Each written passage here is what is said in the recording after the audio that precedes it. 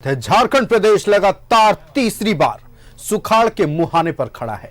Monsoon की दगाबाजी की वजह से राज्य में अब तक 97% हिस्सों में धान की खेती शुरू नहीं हो पाई है। वहीं इसरो की रिपोर्ट ने किसानों की चुनौती को और बढ़ा दिया है। दरअसल प्रदेश के सर्वाधिक कृषि योग्य भूमि बंजर हो चुके हैं। देखिए रिपोर्ट। मॉनसून की दगाबाजी से इस बार भी मानसून। धान की खेती किसानों के लिए बनी बड़ी चुनौती।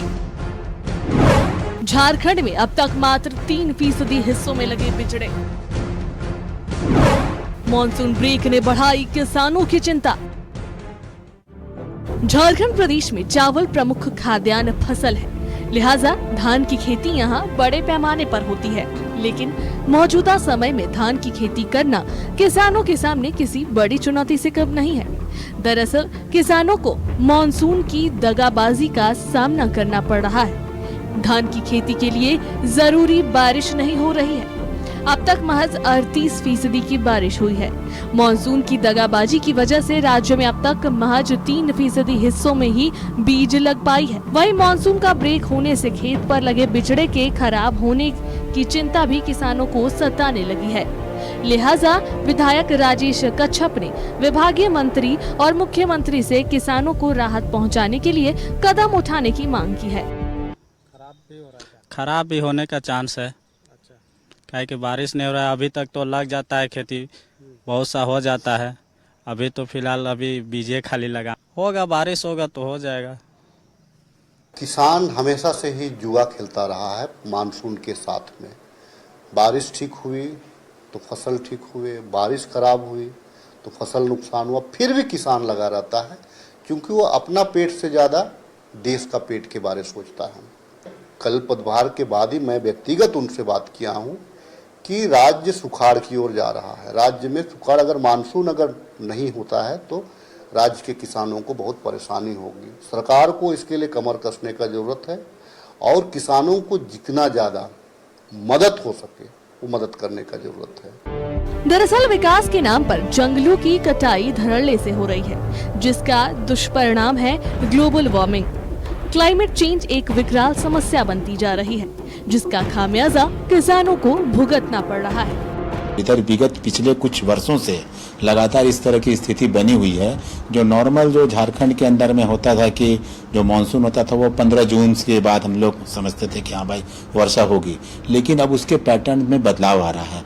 और इसका बहुत हद तक जो अभी जो क्लाइमेट चेंज की जो बातें हो रही हैं, पहले बातें होती थी और अब सचमुच में ये हकीकत में हम लोगों को दिखाई दे रहा है। और वर्षा का जो इरेगुलर होना, और आज के समय में बीज काफ़ी महंगा हो गया है। लोग हाइब्रिड, हमारे किसान हाइब्रिड वगैरह पर, हाइब्रिड वैरायटी वगैरह पर भी काफ़ी जोर दे रहे हैं। उसकी कीमत काफ़ी ज़्यादा होती है और वो बिजड़ा तैयार मतलब अंकुरन हो जाएगा। उसके बाद यदि पानी नहीं होता है, क्योंकि यहाँ पर टोटली जो हमारा जो एरिया है वो रेनफेड है, वर्षा आधारित है, तो अब वर्षा बीच में नहीं हुई तो उसका बिजड़ा जो है वो मर जाएगा। जो तापमान अगर 35 के ऊपर जाता था तो बारिश हो जाती, तो वो नहीं हो रहा है। ये एक जो है गंभीर विषय है कि बारिश क्यों नहीं हो रही, क्योंकि जंगल नहीं है। जंगल नहीं है तो वाष्पीकरण नहीं हो रहा, वाष्पीकरण नहीं हो रहा तो बादल नहीं बन रहा है, तो बारिश नहीं हो रही है। जल चक्र हमारा टूट गया है। और रही बात मानसून की, तो बहुत जगह ये मानसून में डिले हो रहा है। ये सब सारे जलवायु परिवर्तन का देन है। हो सकता है अगले साल से ठीक हो, कि चक्र चलते रहता है, ये इसको समझने की जरूरत है। मॉनसून की मार और जलवायु परिवर्तन की समस्या का सामना कर रहे किसानों की चुनौती और परेशानी दोनों बढ़ गई है। दरअसल इसरो की रिपोर्ट के मुताबिक राज्य के 68% कृषि भूमि बंजर हो चुकी है। राज्य में कृषि योग्य भूमि के बंजर होने के पीछे कई कारण हैं। पहला, मृदा और जल संरक्षण की दिशा में कोई ठोस कदम नहीं उठाया गया है। दूसरा, मिट्टी का निरंतर कटाव। तीसरा, सिंचाई के अभाव में मल्टीपल खेती का न होना। चौथा, सीमित से अत्यधिक रासायनिक खाद और कीटनाशक का उपयोग होना। तो इसरो का रिपोर्ट है कि झारखंड की जो मिट्टी है वो मरुस्थलीकरण की तरफ आगे बढ़ते जा रही है और बहुत ही स्थिति खराब होती चली जा रही है। इसका जो सबसे बड़ा कारण जो सामने है वो मिट्टी का क्षरण है। मिट्टी को हम लोग रोकने से हम लोग पठार पर बैठे हुए हैं। ये जो झारखंड है ये प्लेटू है, यहाँ पर कहीं से मिट्टी बह करके नहीं आएगी। यदि कोई प्लेन में रहता है तो वहाँ पर मिट्टी ऊपर से बह करके आती है, हमारे यहाँ मिट्टी कहीं से बह के नहीं आती है। तो हमारे यहाँ ये जो मिट्टी है उसको हमको बचा करके रखना है, और उसके लिए जो सबसे ज़रूरी है, जो टाण ज़मीन है, ऊपरी ज़मीन है, उसका मेड़बंदी होना, उस पर मेड़बंदी होना है। और हर मेड़ के ऊपर में वृक्षारोपण को जन आंदोलन के रूप में चालू करना है।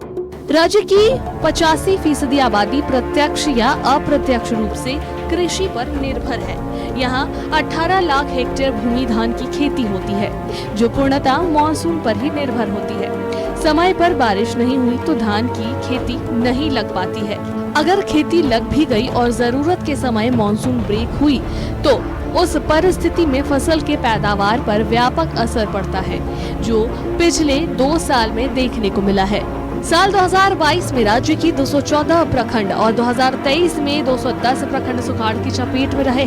कैमरामैन संजय के साथ न्यूज़ 11 भारत के लिए रांची से दीपक कुमार।